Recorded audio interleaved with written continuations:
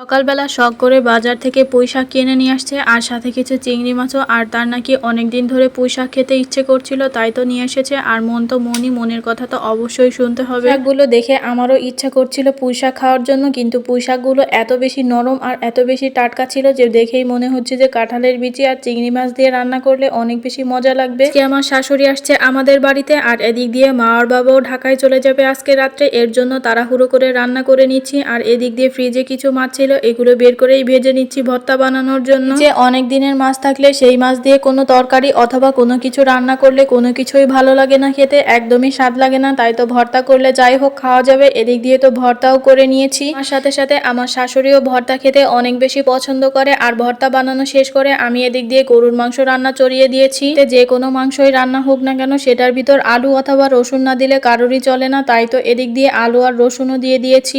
ভেবেছি রান্না করতে অনেক বেশি দেরি হয়ে গিয়েছে, কিন্তু একদমই না, আমার রান্নাটা অনেক বেশি দ্রুত হয়ে গিয়েছে। আমার শাশুড়ি আসার সাথে সাথে গরম গরম ভাতও দিতে পারবো। আমার রান্না বান্না শেষ। সোনার বাংলাদেশ, সবাই ভালো থাকবেন, সুস্থ থাকবেন। আল্লাহ হাফেজ, আসসালামু আলাইকুম।